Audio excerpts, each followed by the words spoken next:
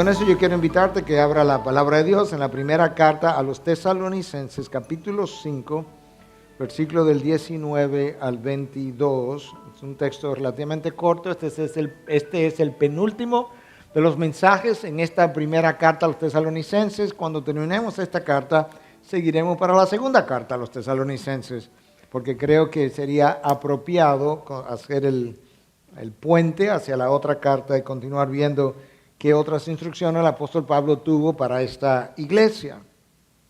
Y así dice su palabra, comenzando en el versículo 19, capítulo 5, primera de Tesalonicenses. No apaguéis el espíritu, no menospreciéis las profecías. Antes bien, examinadlo todo cuidadosamente, retened lo bueno, absteneos de toda forma de mal. Padre, de nuevo pausamos y damos gracias y pedimos que tú puedas abrir nuestros ojos del entendimiento, que tú puedas circuncidar nuestros oídos, que tú puedas iluminar tu palabra para que ella pueda iluminar las áreas oscuras de nuestro corazón, que nosotros podamos salir de aquí habiendo recibido aquello para lo cual tú plasmaste este texto. Sé con el predicador de tal forma que él pueda extraer del texto aquello que corresponde a tu verdad. No más, no menos. En Cristo Jesús. Amén. Amén. Bueno, el apóstol Pablo nos dio otra vez una serie de imperativos y tenemos varios mensajes, quizás este sea el tercero, escuchando acerca de estos imperativos que aparecen al final de esta primera carta a los tesalonicenses. Hay 15 de esos imperativos, uno detrás de otro.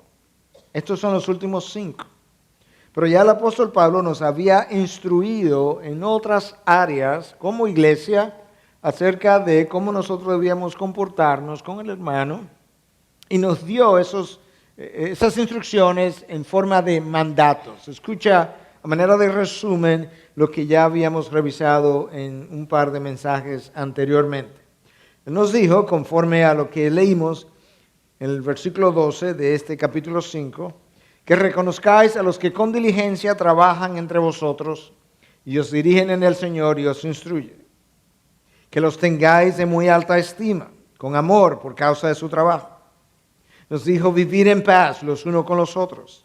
Que amonestéis a los indisciplinados, animéis a los desalentados, sostengáis a los débiles y seáis pacientes con todos. Mirad que ninguno devuelva a otro mal por mal. Procurad siempre lo bueno los unos para con los otros y para con todos. Esos son imperativos que nos ayudan a ordenar la vida congregacional y de lo que debiéramos estar haciendo unos con otros. Animando a unos, fortaleciendo a otros, confrontando a otros, disciplinando a otros y así sucesivamente. Pero luego el apóstol nos ayudó a ver cosas que tenían que ver con nosotros mismos, cosas que nosotros debíamos estar haciendo, estados del interior del individuo con relación a Dios. Y ahí nos dijo entonces, estad siempre gozosos, orad sin cesar, dad gracias en todo, porque esta es la voluntad de Dios para vosotros en Cristo Jesús. 10 mandatos morales imperativos, y ahora en el texto de hoy Él nos da 5. 2 negativos: no apaguéis el espíritu, no menospreciéis las profecías, y 3 positivos: examinadlo todo cuidadosamente, retened lo bueno, absteneos de toda forma de mal. La instrucción del Señor siempre ha sido balanceada. Él nos dice qué no debemos hacer y nos dice luego qué debemos hacer. Él nos dice en los 10 mandamientos, no robarás, pero Él también nos dice que debiéramos ayudar económicamente a aquellos que están en necesidad y que debiéramos ser dadivosos, lo cual sería como lo opuesto de robar.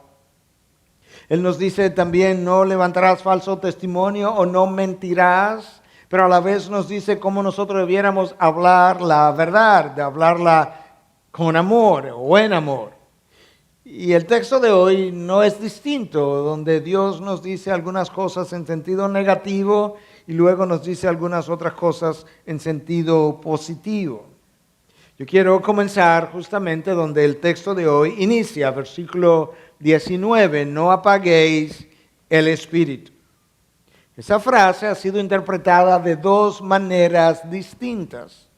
Una con relación al don de profecías y la otra es en un contexto más general. Y yo quiero hablar de ambas cosas o de ambos ángulos y luego poder decir dónde nosotros estamos de acuerdo a lo que entendemos. Aquellos que piensan que realmente no apaguéis el espíritu tiene que ver con el don de profecías, entienden que quizás en Tesalónica se estaba produciendo una situación distinta a la que había ocurrido en la iglesia de los Corintios.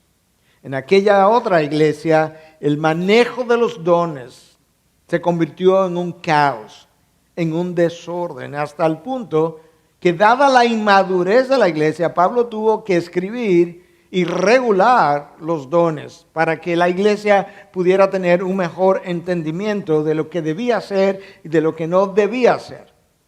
Y usted puede leer acerca de esos ordenamientos en la primera carta a los Corintios, capítulo 12 y capítulo 14 de manera en particular. Pero en cuanto al don de profecía, que es el que nos atañe, ya que algunos entienden que la frase no apagar el espíritu tiene que ver con el don de profecías, Pablo les dijo a los corintios que ellos tenían una fascinación con el don de lengua, así que en realidad ellos necesitaban entender que el don de profecía era superior al don de lenguas. Y explica incluso por qué, versículo 1 al 5 del capítulo 14 de la primera carta a los Corintios. También le dice en esa carta a ellos que estaban en esta iglesia primitiva, incipiente, donde las cosas todavía estaban ocurriendo por primera vez, que a la hora que la iglesia se reunía, había algunos que traían una revelación aquí, una revelación allí, y Pablo les dice, eso tienen que hacerlo uno a uno, no más de 2 o 3, en orden, y que los demás juzguen la veracidad de lo que se acaba de traer como revelación, algo que no ocurría nunca en el Antiguo Testamento con el profeta. Algunos entonces piensan que en Tesalónica algunos hermanos estaban suprimiendo algo que quizás era todavía la actividad del Señor de manera genuina. Y asumiendo que ese fuera el caso, tenemos que recordar varias cosas que no son nuestra situación. En primer lugar, el Nuevo Testamento estaba en proceso de escribirse. De hecho, esta carta a los tesalonicenses, la primera y la segunda, junto con la carta a los Gálatas, se consideran los primeros documentos de todo el Nuevo Testamento, precediendo aún a los evangelios.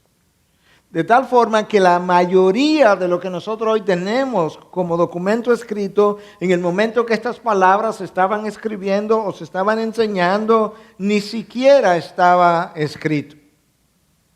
De tal forma que aun si pensamos que realmente Pablo se estaba refiriendo al don de profecía, tenemos que recordar en qué tiempo de la historia de la iglesia estaban ellos cuando recibieron esta instrucción.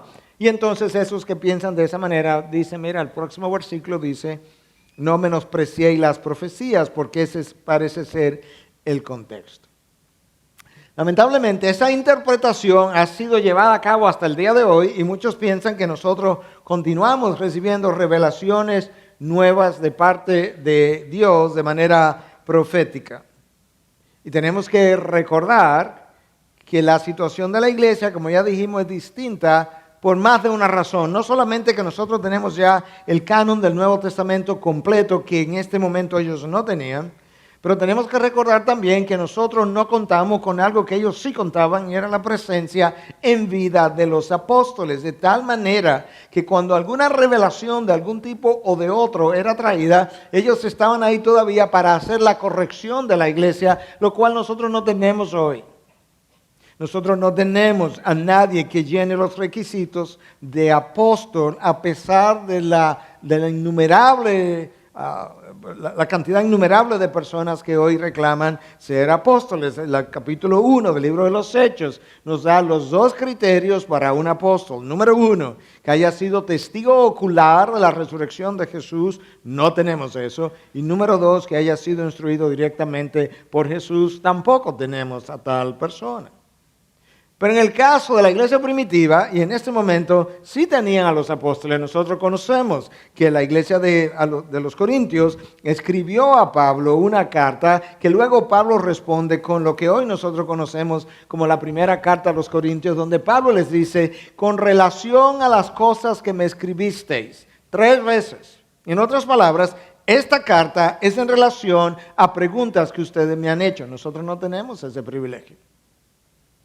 Y aún más, en el caso de la iglesia de Tesalónica, nosotros vamos a ver en la segunda carta cómo el apóstol Pablo responde y escribe corrigiendo un mal entendimiento que ellos tenían acerca de la venida del Señor, porque algunos habían venido y se habían infiltrado y comenzaron a enseñar a la iglesia que el día del Señor ya había venido, y Pablo está corrigiendo eso. Nosotros no tenemos a esos apóstoles para corregirnos de esa manera. Nosotros tenemos una palabra completa, de tal forma que no tenemos que esperar por la próxima visita del próximo profeta que venga a revelarnos la voluntad de Dios. Nosotros simplemente tenemos que abrir la palabra y ahí está su voluntad revelada.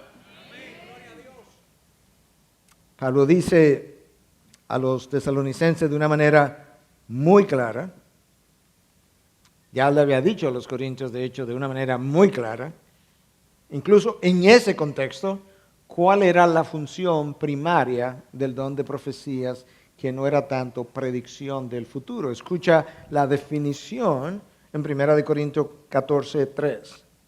Pero el que profetiza habla a los hombres para edificación, para exhortación y consolación. Esa era la función primaria. Todo don tiene la función primaria de ministrar a toda la iglesia, no de manera personal, como vemos nosotros hoy el supuesto don de profecía siendo ejercido, donde hacen una fila personas y entonces comenzamos a decirle que el Señor tiene un viaje para ti el año que viene, que te vas a mudar de país, que yo veo que el Señor me ha revelado que tú te vas a casar el año que viene, incluso con fulano de esta iglesia te va a casar. Nada de eso edifica a la iglesia, al cuerpo de Cristo por completo. Nada de eso exhorta, nada de eso consuela. De tal forma que distorsionamos las mismas directrices de la palabra cuando nosotros hacemos o ponemos en práctica ese don de esa forma. El don de profecía, aún en aquel momento, estaba para edificar, exhortar, consolar la iglesia, pero eso no es lo que nosotros vemos hoy. En aquel entonces, la iglesia primitiva tenía criterios para juzgar incluso aquello que verdaderamente era de Dios y que venía de Dios. Uno de esos criterios, preguntémosle a Pablo, preguntémosle a Juan, preguntémosle a Pedro. Ellos todavía están vivos. Y le escribían cartas. Ahí están las cartas de Pablo respondiendo a sus inquietudes. En segundo lugar, escucha lo que Pablo dice en la segunda carta a los tesalonicenses en 2:15.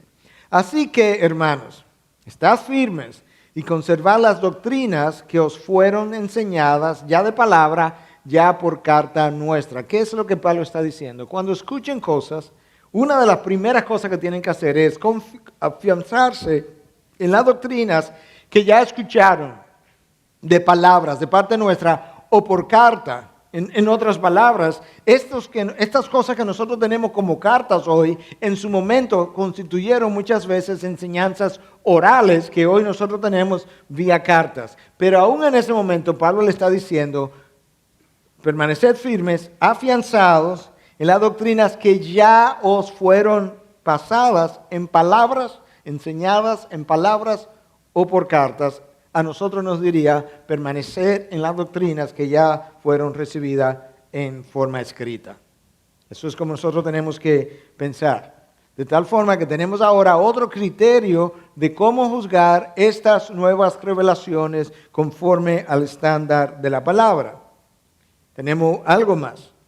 Y es que En el día de hoy se tiene un documento conocido como Didache, lo puede buscar en la internet. Es un documento que probablemente data del primer siglo, que recoge las enseñanzas de los apóstoles, y en ese documento se habla literalmente de que un verdadero profeta debe tener la conducta de nuestro Señor, y que si él enseña una verdad, pero él no practica esa verdad, él es un falso profeta. De manera que para la iglesia primitiva, la prueba del carácter que fuera a endosar la enseñanza era vital para poder considerar a alguien como un posible verdadero maestro. Algo que cuando vemos hoy, cuando analizamos la iglesia hoy, no ocurre, porque muchas veces hay una distorsión entre el carácter de la persona que se proclama profeta y lo que él enseña como palabra de Dios.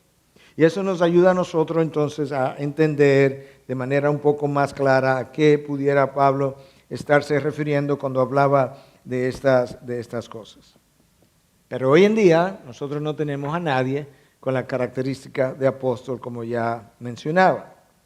Entonces, ¿cuál es la otra posibilidad de esta frase, no apaguéis el espíritu? Académicos como Leon Morris y pastores de la reputación de John MacArthur ven esta frase como algo más general, y eso es como yo lo entiendo también. Y que es una frase que hace referencia a una actividad del espíritu en nuestras vidas que en otros momentos pudiéramos llamar llenura del Espíritu, y que esa manifestación del Espíritu o llenura del Espíritu está en mayor o menor grado en nosotros conforme a la vida de santificación o a la vida de obediencia o a la vida de dependencia del Espíritu o a la vida de cercanía en nuestro caminar con el Señor. Y quizás en los próximos minutos, a la medida que continuamos desempacando este pasaje, tú puedas entender un poco mejor a qué nos estamos refiriendo, pero ciertamente yo creo que esto tiene mucho sentido. Si tú piensas en el fruto del Espíritu, amor, gozo, paz, paciencia, benignidad, bondad, fidelidad, mansedumbre, dominio propio, contra tales cosas no hay ley. Cuando el creyente que ha experimentado uno o varios o todos esos dones o fruto mejor del Espíritu, entra en una práctica de pecado, él comienza a ver una disminución de eso que él una vez disfrutó, hasta incluso en ocasiones perderlo por completo. Es como si ciertamente el espíritu de esta persona se hubiese apagado. Y tú pudieras comenzar a ver que el amor que antes era ágape o incondicional, ahora pasa a ser un amor un tanto sospechoso, se enfría. El gozo que antes había experimentado comienza a perderse, y ahora las cosas las sigo haciendo, pero las hago más bien de rutina. La paciencia que había tenido como parte del fruto del Espíritu en mí, más bien se ha convertido en un desasosiego. La paz se convierte en intranquilidad. La mansedumbre, la benignidad, la bondad, la fidelidad, quizá da paso a la cólera, da paso a la malicia y cosas similares. Y es eso, nosotros podemos verlo en nuestras propias vidas, si lo pensamos bien, podemos ver hacia atrás y podemos decir, hubo fruto del Espíritu que yo tuve en un momento dado que hoy no tienen la misma intensidad o que hoy ni siquiera están presentes, y yo tengo que sopesar eso y pensar, meditar, ¿qué ocurrió en mi vida que hizo que eso mermara? Quizás la vida de David y algunas de sus palabras nos puedan ilustrar aún mejor eso que yo estoy tratando de comunicar. Escucha a David en el Salmo 51, que leímos el miércoles pasado para aquellos que estuvieron aquí. Escucha su petición, versículo 8. Hazme oír gozo y alegría. El gozo es un fruto del Espíritu. Que se regocijen los huesos que has quebrantado. Versículo 12. Restitúyeme el gozo de tu salvación. Restitúyeme, se ha ido, lo tenía, no lo tengo. Y sosténme con un espíritu de poder. Abre mis labios, oh Señor, para que mi boca anuncie tu alabanza. En esas palabras tú estás oyendo el clamor de un hombre que ha experimentado el fruto del Espíritu y en quien el Espíritu parece ser que se ha apagado. Tú estás escuchando el clamor de un hombre que supo danzar delante de Dios y que hoy en día está pidiendo que Dios le dé gozo y alegría.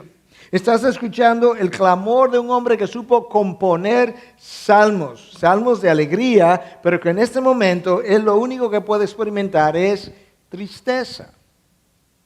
Estás escuchando el clamor de un hombre que supo orar y escribir con elocuencia a nombre del Señor y está pidiendo a Dios que por favor le abra sus labios para poder alabar. Él no puede alabar a Dios cuando él había compuesto salmos. Él no puede experimentar gozo cuando él antes lo tenía. Él no puede volver a danzar.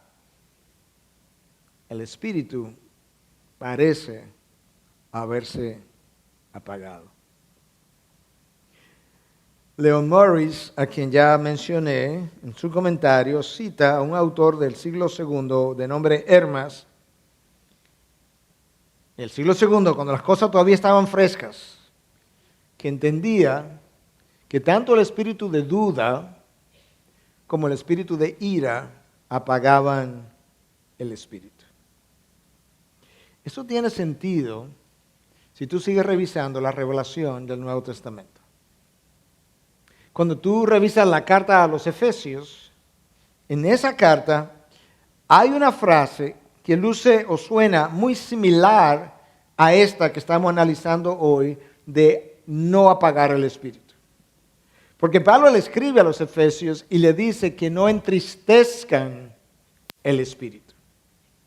Suena muy similar. Ahora, lo interesante es que Pablo relaciona en la carta a los Efesios la tristeza del espíritu con la ira y el enojo y la maledicencia o la desobediencia. Escucha cómo Pablo lo escribe, versículo 30, capítulo 5 del libro de la epístola a los Efesios. Y no entristezcáis al Espíritu Santo de Dios, por el cual fuisteis sellado para el día de la redención. No hagan eso, dice Pablo. Y en el próximo versículo, la instrucción de cómo no hacerlo. Sea quitada de vosotros toda amargura, enojo, ira, gritos, maledicencia, así como toda malicia. Parece ser que lo que Pablo está tratando de comunicar es que la tristeza del espíritu, que quizás a los tesalonicenses se lo está comunicando como el apagar el espíritu, está relacionado a un espíritu de enojo, de ira, de amargura, de maledicencia, de gritos, de malicia. Parece ser. Y vemos eso en el caso del rey David. Se apagó. No podía ni siquiera abrir sus labios para alabar a Dios. Él pide que le abra sus labios. Al final del culto, no pasado, sino el domingo anterior, al final del culto, no recuerdo si el primero o el segundo, se me acercó alguien y me hizo un par de preguntas relacionadas. Y yo explicaba que el día que tú naces de nuevo, Dios te da su espíritu. Él viene a morar en ti. Él no lo da en porciones. Nadie recibe el Espíritu de Dios en un 10%, un 20% o un 100%. El Espíritu viene a morar en ti por completo. Pero la expresión del Espíritu que mora en ti, que puede ser mucho más manifiesta en un momento, puede ser mucho menos manifiesta en otro momento, justamente por la vida que estoy llevando, ya sea una vida de desobediencia, una vida de confiar en mí mismo, una vida de no oración, una vida lejos de Dios, y entonces ahora estoy entristeciendo el Espíritu o quizás apagando el Espíritu. Eso nosotros sabemos que ocurre porque incluso en la vida del discípulo Timoteo, aparentemente algo como eso había comenzado a ocurrir, y Pablo, cuando le escribe su segunda carta, le dice en 1:6 que avive el fuego del don. Ahora la palabra fuego aparece ahí, que allí dice no apaguéis el espíritu, que es una palabra, apagar, que está directamente relacionado al fuego. Y ahora Pablo le dice a Timoteo que avive el fuego del don de Dios que hay en ti por la imposición de mis manos, dice Pablo. El día que te ordenamos, Timoteo, por bendición de Dios y gracia de Dios recibiste un don, ese don parece que se está apagando. Avívalo.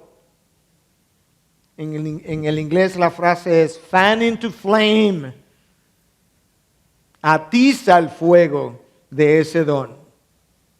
Entonces posiblemente lo que Pablo estaba diciendo es a los tesalonicenses que en su vida de obediencia procuren no apagar el espíritu o la manifestación de ese espíritu. Y la mejor manera de no apagar ese espíritu es llevando una vida de dependencia de Dios, una vida de sometimiento a su voluntad y una vida de obediencia a su palabra. Vamos a decir eso otra vez. La mejor manera de no apagar el espíritu es vivir una vida de dependencia de Dios, de sometimiento a su voluntad y de obediencia a su palabra. Si el no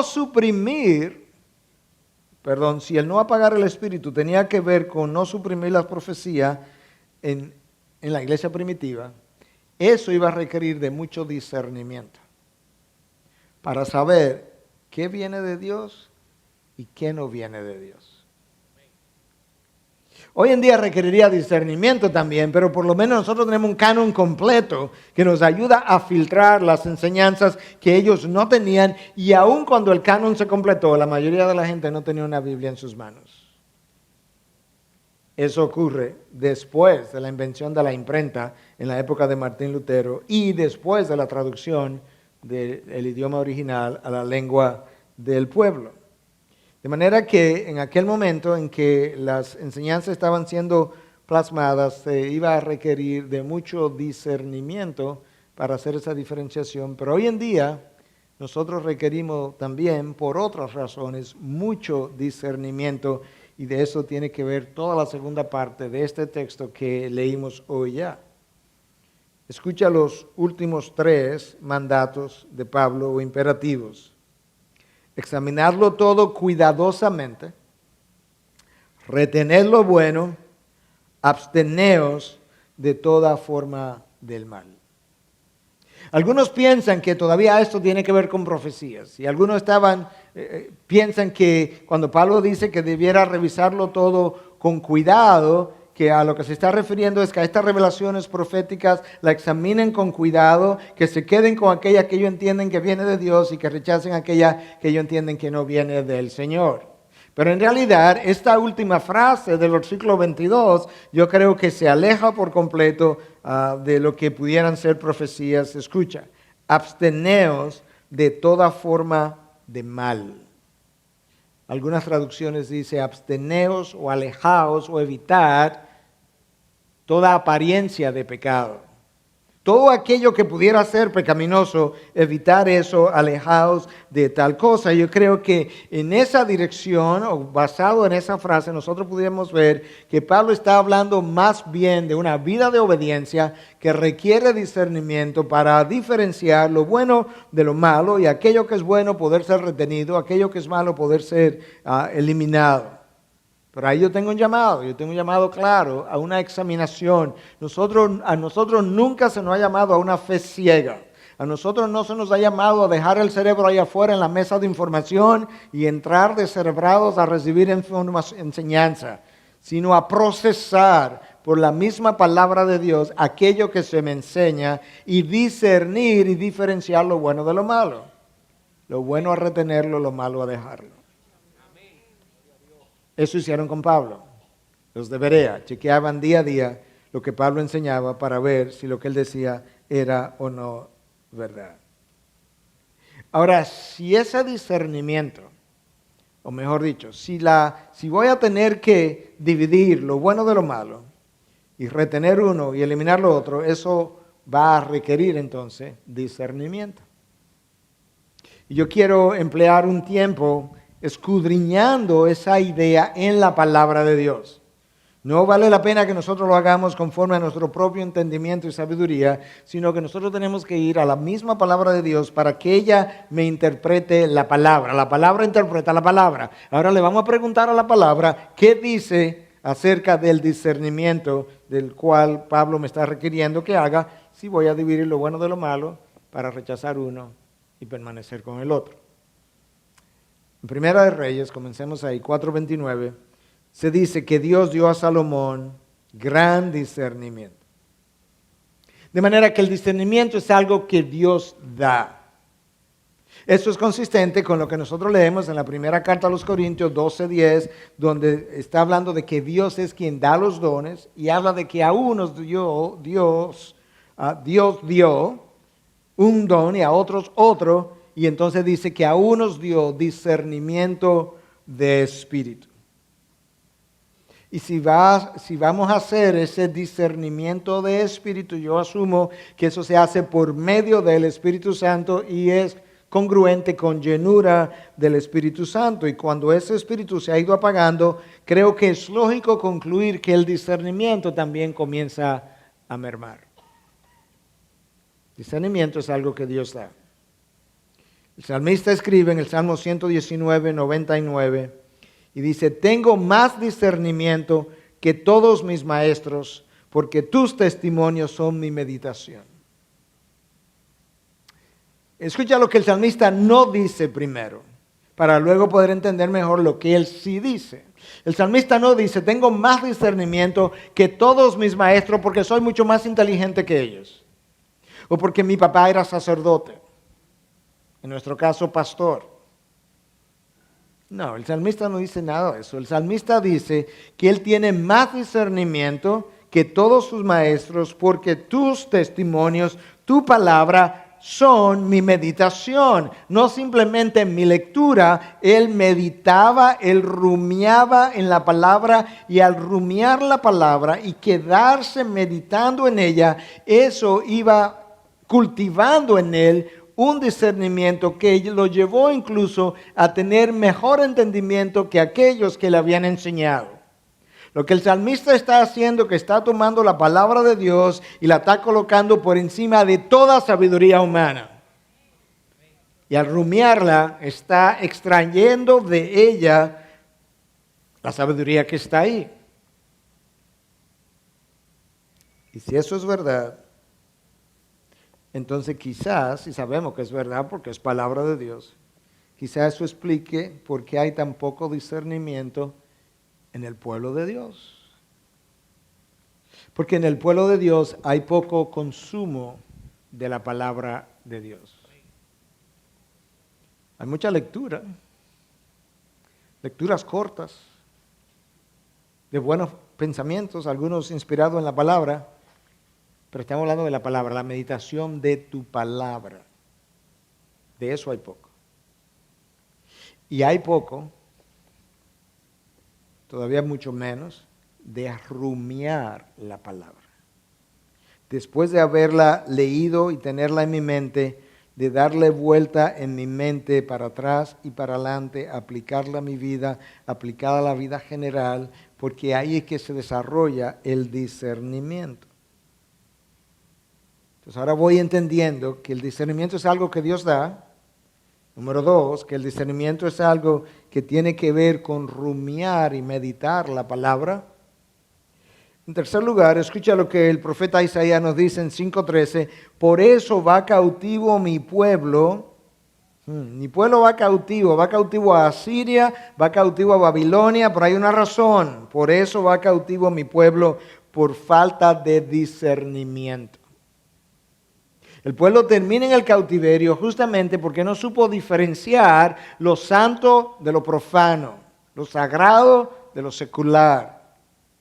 Y eso hizo que el pueblo terminara entonces en cautiverio. En el caso nuestro, que no estamos por ahora yendo al cautiverio, ojalá no tengamos que llegar allá nunca, pero sí tenemos que entender que nuestra falta de discernimiento nos hace prisioneros, cautivos de malos patrones de comportamiento, de hábitos pecaminosos, de ídolos, de temores, de inseguridades. Nuestra falta de discernimiento nos lleva a nosotros incurrir en prácticas que luego nos hacen prisioneros de dichas prácticas.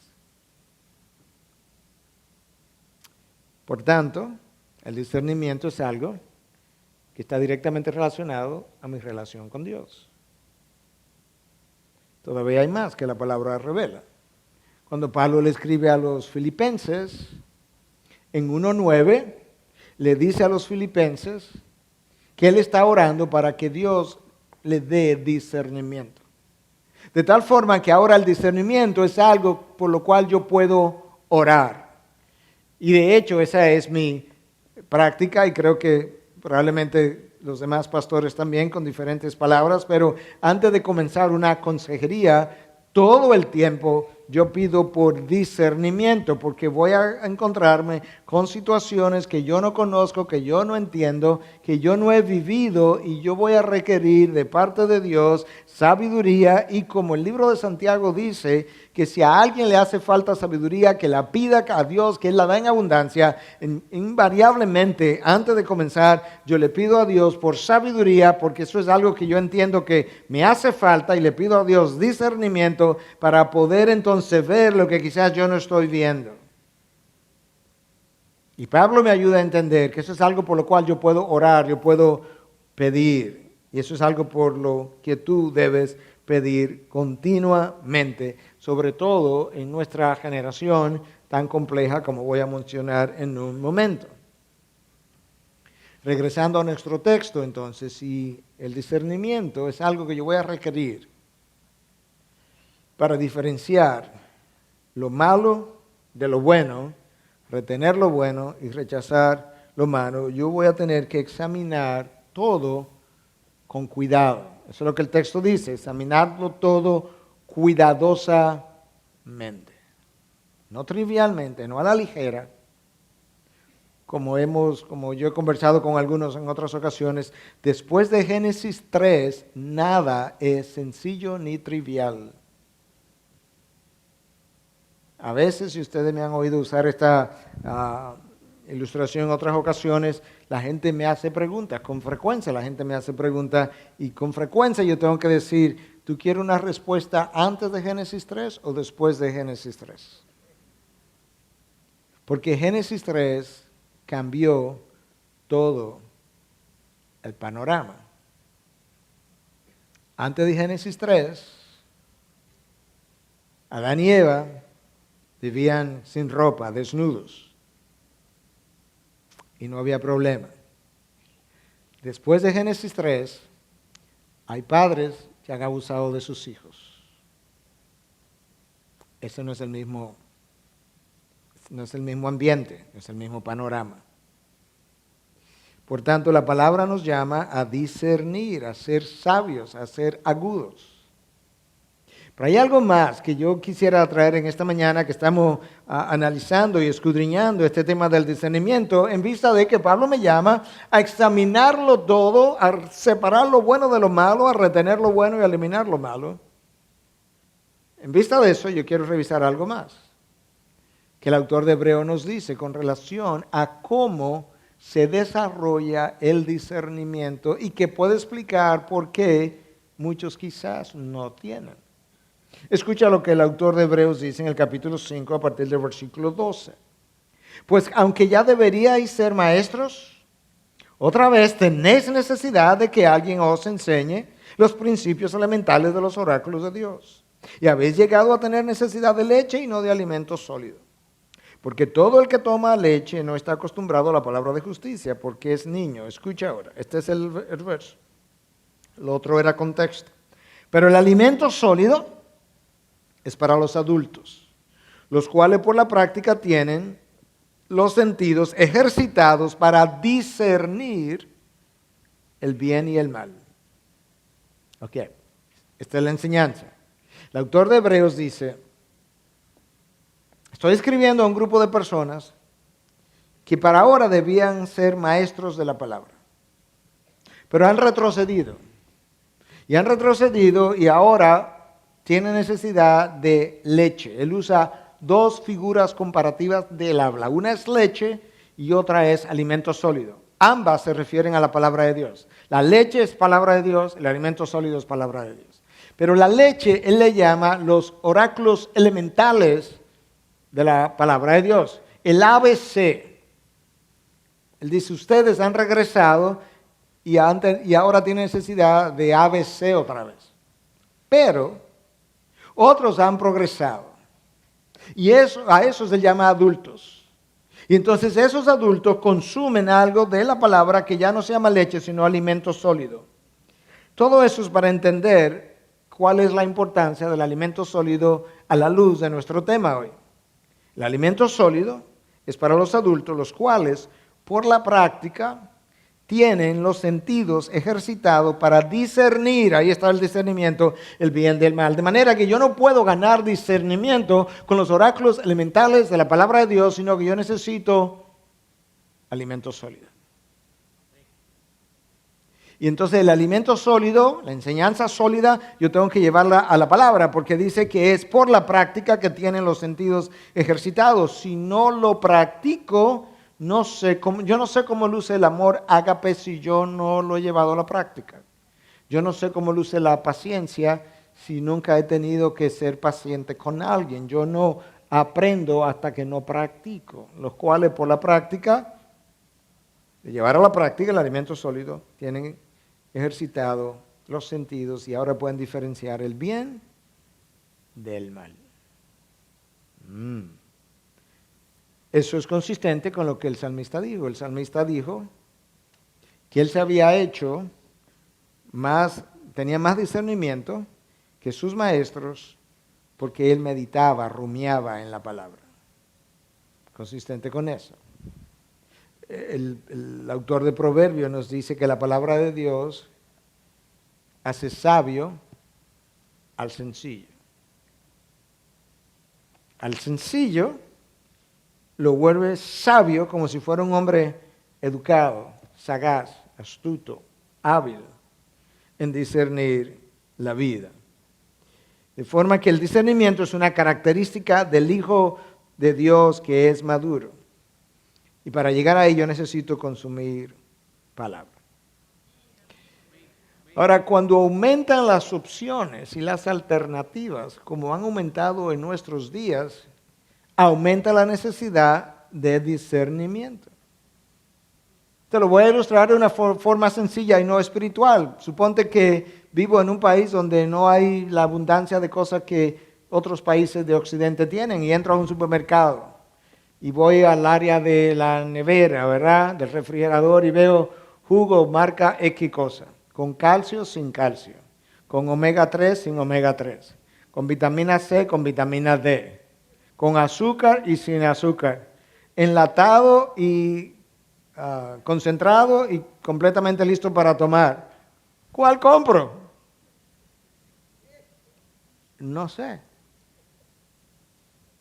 Porque el número de alternativas, de opciones, ha aumentado de una forma que me dificulta el tomar decisiones. Cuando yo estaba pequeño en nuestro país, revelo parte de mi edad quizás, habían 3 canales de televisión.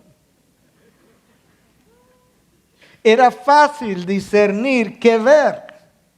Y todavía más porque todos eran sanos, porque las personas que administraban los canales tenían prohibiciones de contenido. Hoy en día tenemos decenas de canales que vienen de diferentes naciones sin ninguna prohibición de contenido. Y ahora, ¿qué canal veo? ¿Y qué es bueno en la televisión y qué no es?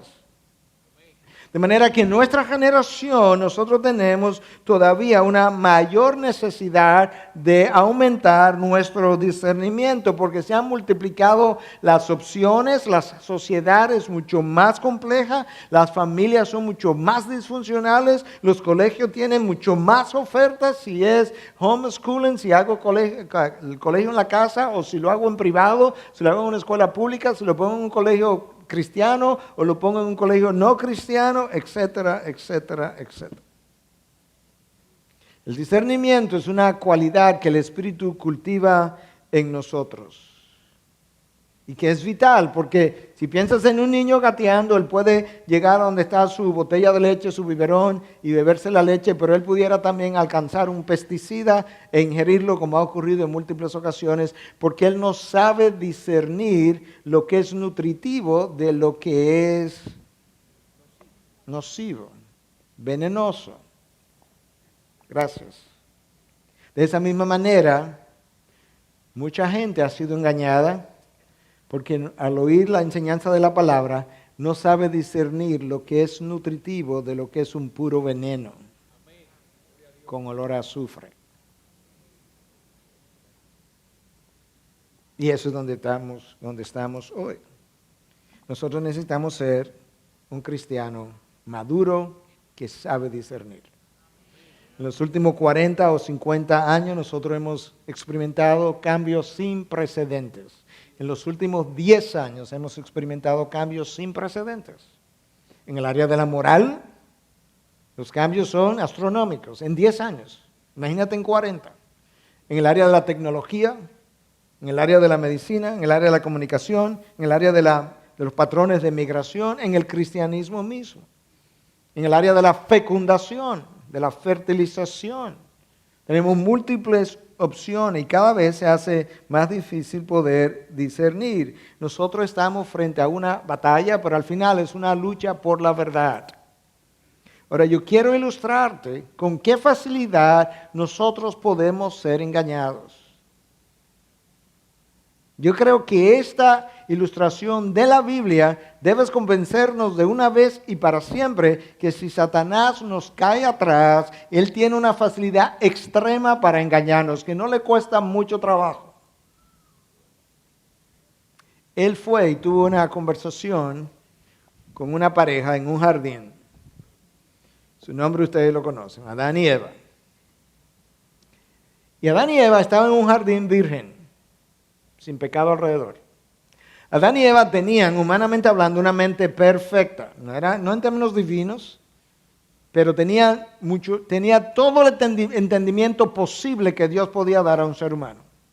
No tenían una mente entenebrecida, no tenían sentimientos pecaminosos, no tenían una voluntad esclava del pecado que tiene que ser liberada, no tenían un corazón de piedra que tenía que ser convertido en un corazón de carne, no tenían una imagen de Dios manchada que ahora está siendo redimida, ellos tenían la imagen perfecta de Dios.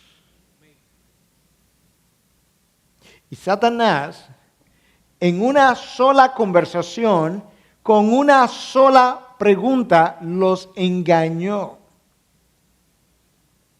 y los dejó enganchados en el anzuelo. Una sola pregunta.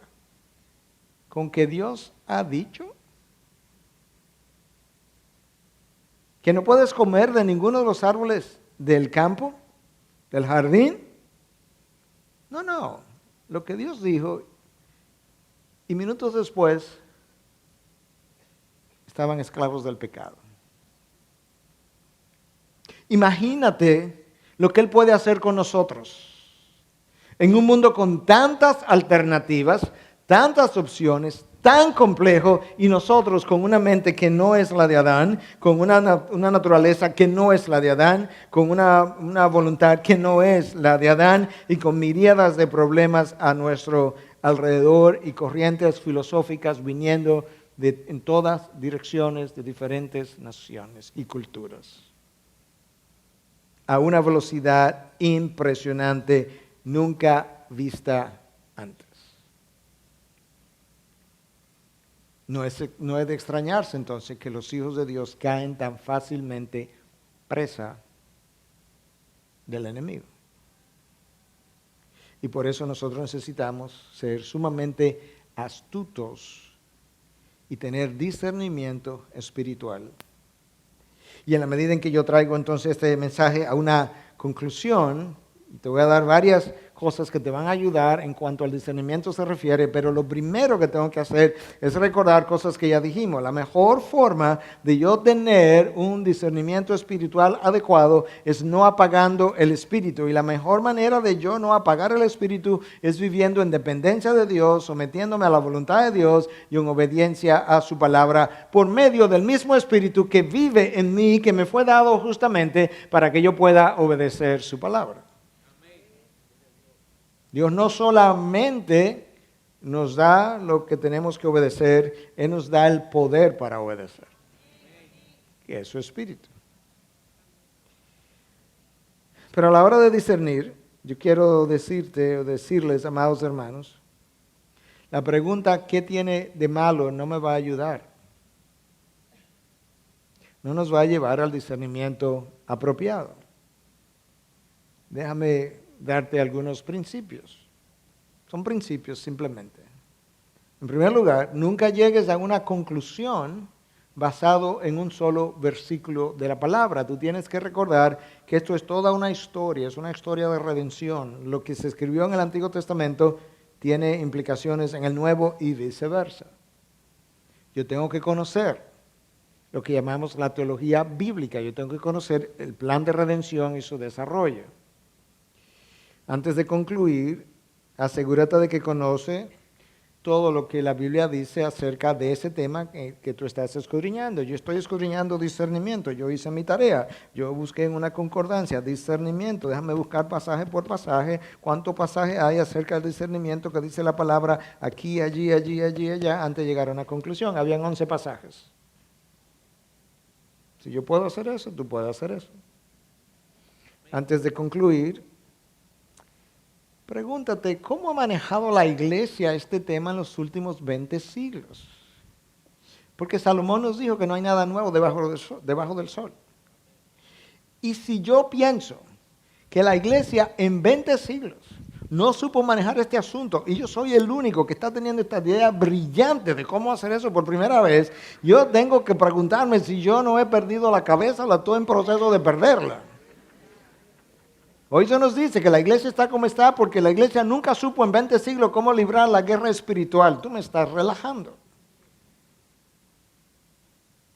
O sea, nosotros hoy descubrimos la pólvora de la guerra espiritual.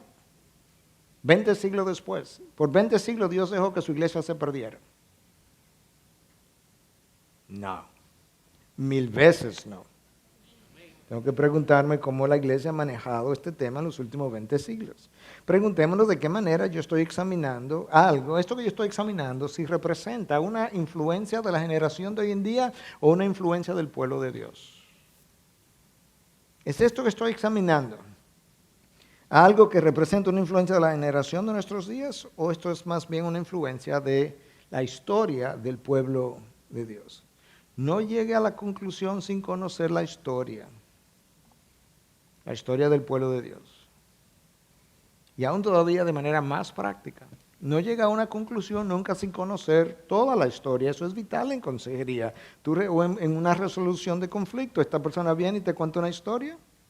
Tú dices, wow, yo no puedo creer que este esposo o esposa es de esa manera. Mira, yo que he tenido otra idea tan distinta. Y ahora la segunda persona viene y dice, oh, wow, pero ahora yo no sé cuál es peor. Ve a la fuente, escucha la fuente. Y no llegue a una conclusión hasta que no tenga toda la historia. La pregunta, ¿qué tiene de santo? Es mucho más productiva que la pregunta, ¿qué tiene de malo? La primera, ¿qué tiene de santo? Busca encontrar cómo se parece esto a Dios. La otra, ¿qué tiene de malo? Busca encontrar cómo se parece a Satanás. ¿Cómo se parece a lo malo, a lo maligno, al pecado? Nunca llegues a ninguna conclusión mientras esté ofendido, molesto, airado, porque la ira apaga el espíritu, Efesios 4:30. Y yo no puedo discernir bien con el espíritu triste o apagado, como ya vimos. Estás molesto, estás airado, estás resentido, ve donde Dios, resuelve con Dios y luego trata de discernir. Cultiva un espíritu de humildad. Porque Dios da gracia al humilde. Yo no puedo tener discernimiento sin la gracia de Dios. Pero Dios se opone al orgulloso. Además del orgullo, llega a conclusiones, la establece y no las cede. Porque ya concluyó. Usted necesita vivir en la palabra. Es lo único que ejercita el discernimiento. Si tú no vives en la palabra y me eres sincero y me lo dices, ya yo sé que tu discernimiento está profundamente afectado. Porque el salmista me lo dice, el autor de Hebreos me lo dice, el resto de la revelación de Dios de una u otra forma me lo comunica. Tú tienes que vivir en la palabra de Dios, consumiendo el alimento sólido, porque es a través de eso que los sentidos son ejercitados para poder discernir el bien y el mal. Y no solamente tiene que vivir en la palabra de Dios, tiene que vivir por la palabra de Dios, porque en esa vida de obediencia, dependiendo del Espíritu, sometido a su voluntad, yo puedo entonces no entristecer, no apagar el Espíritu que vive en mí, y yo puedo tener un mejor discernimiento para las situaciones de la vida.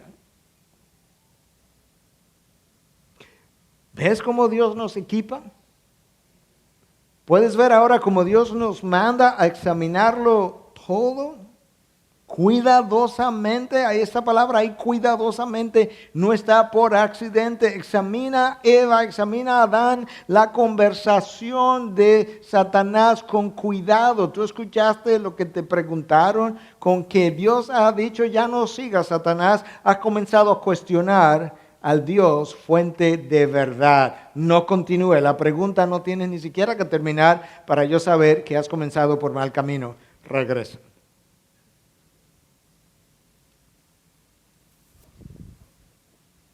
Y de esa manera nosotros entonces, en una vida de consumo de la palabra, desarrollamos sabiduría porque Dios se deleita en tomar su espíritu que mora en nosotros, iluminar esa palabra, ayudarme a ver cómo se aplica si la estoy rumiando y cómo se practica para que la lleve a la práctica. Y en ese ejercicio mi discernimiento es desarrollado. Esa es la mejor manera de que el Espíritu no se apague en nosotros. Que Dios nos permita consumir su palabra y que esa palabra pueda ardir en nosotros. Y la mejor manera de hacer eso, hermanos, es que mientras más ama a Dios, más quiere saber cómo Él piensa, más quiere saber cómo Él siente, más quiere saber qué Él ha revelado, más quiere leer su palabra, porque esa es la revelación de aquella persona a quien tú amas. Si me amáis, obedeced mis mandamientos. Sencillo, no tan complejo. Falta obediencia, le falta amor. Le amas más, le obedece más.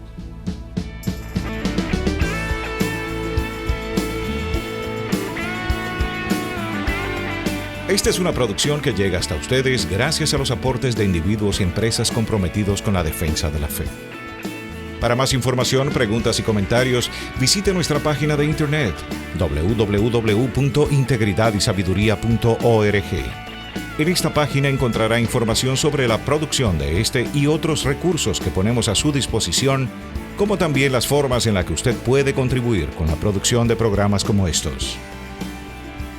Les invitamos nuevamente a visitar nuestra página de internet www.integridadisabiduría.org.